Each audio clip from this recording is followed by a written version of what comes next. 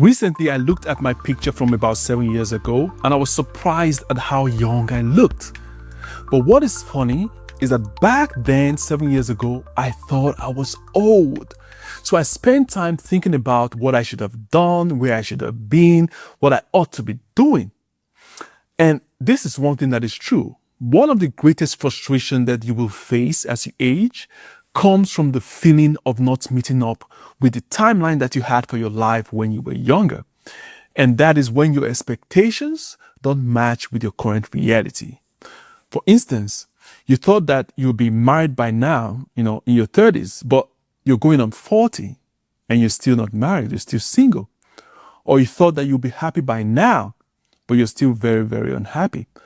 I thought that I would be a millionaire by 29, but at 29, I was still trying to feed myself and pay my rent.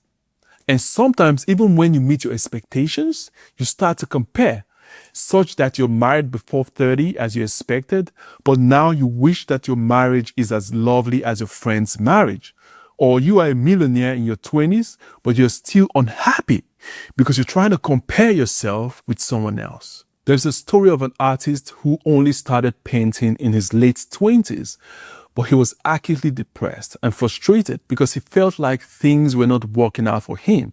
So he moved from place to place, he changed job, all in search for purpose, for meaning for his life. He was poor, he was dependent on his brother for financial support. And his dependence on his brother for financial support weighed very heavily on his self-esteem.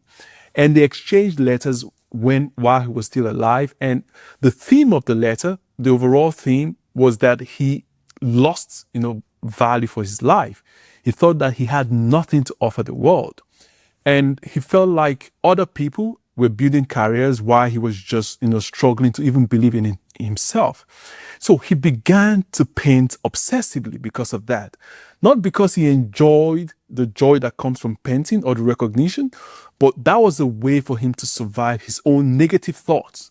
So when he was 37 years old, he thought that his life was a failure, that his artwork was useless. So one day he took a gun, put it to his chest, and just pulled the trigger. He killed himself. That artist was Vincent van Gogh.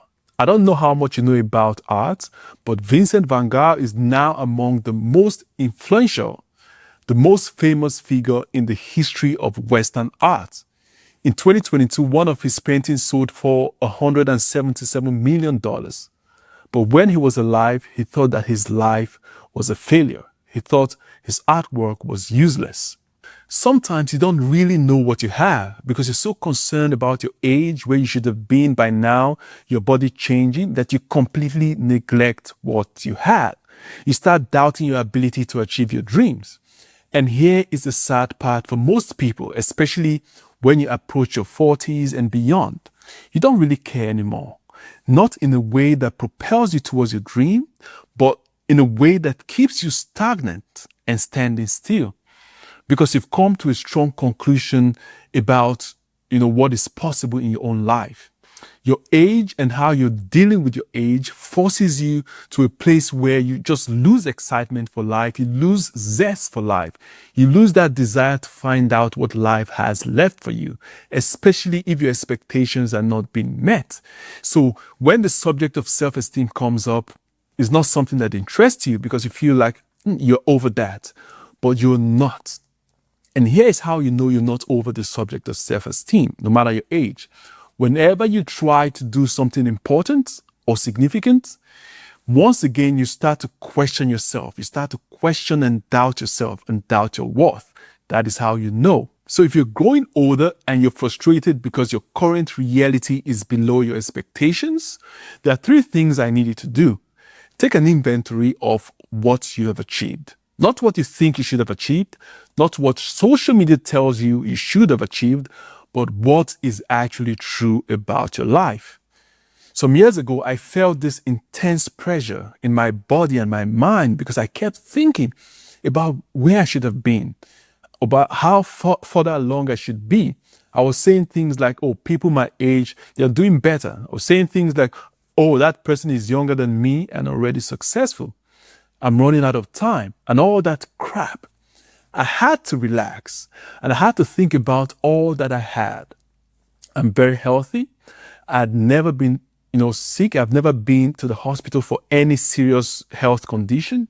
I have a wife that loves me. I have two beautiful children that are healthy, that I love. I have a house that I can call my own. I'm slowly growing my business. So what the hell was wrong with me? I had to remind myself to be grateful and show appreciation for all that I had achieved. And remember, when you're taking inventory of all that you have, it is not always going to be material. For instance, your resilience, the pain that you survived, the skills that you've learned the hard way, the wisdom that you've gained from being wrong, the wisdom you gained from failing, from starting over, all of that count as assets, as things that you should be grateful for. Secondly, you have to become truly self-aware, not in a critical way, but in a very honest way, in a way that reflects who you truly are. So you have to understand your strengths, your weaknesses, your flaws, your imperfections. You have to be bold enough to face the truth about who you truly are from the inside out. And that will become especially useful when you're trying to make critical life decisions. For instance, if you keep going back to an abusive relationship or a toxic relationship, you need to come to the truth about who you are and why you keep going back to such a relationship. So self-awareness is critical. You have to maintain what you have left.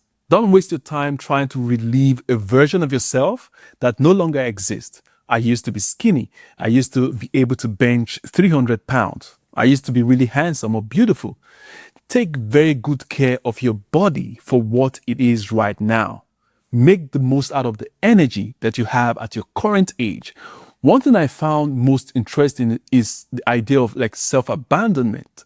Because you feel like you're old, you no longer care about yourself, you no longer care about what people think, so you just abandon yourself. You no longer take care of yourself. You have to stop that. Show appreciation for all that you have right now. Because 10 years from now, you're going to look back at today and wish you took better care of yourself. Take advantage of all the opportunities that you have today. Imagine how you're going to change when you stop measuring your life against a timeline. Imagine the freedom that comes from releasing yourself from those expectations. If you're able to release yourself from those expectations and just focus on one thing at a time, you're going to stop treating your life like a race that you're losing. When you do that, your age becomes an asset. Also, the most dangerous lie that you can believe is that your best days are behind you. If you believe that lie, you're going to be very, very sad. You're going to be always sad. And just like Vincent van Gogh, there's a value in what you're creating right now. It is up to you to pay attention to that value or to ignore it. This podcast is dedicated to helping adults break free from self-doubt and build an unbreakable self-esteem. And here are 3 reasons why you should subscribe to this podcast. Low self-esteem affects more people than we realize, maybe someone you even love. Secondly, I've helped over 1,000 people improve their self-esteem, all without social media. So just imagine the impact that we can make with social media. And lastly, when it comes to social media, I'm an underdog. That means your support actually matters. So thank you for subscribing, and most importantly, thank you for listening. My name is Solomon Asine, and this is Mindset Makeover. I will see you in the next episode.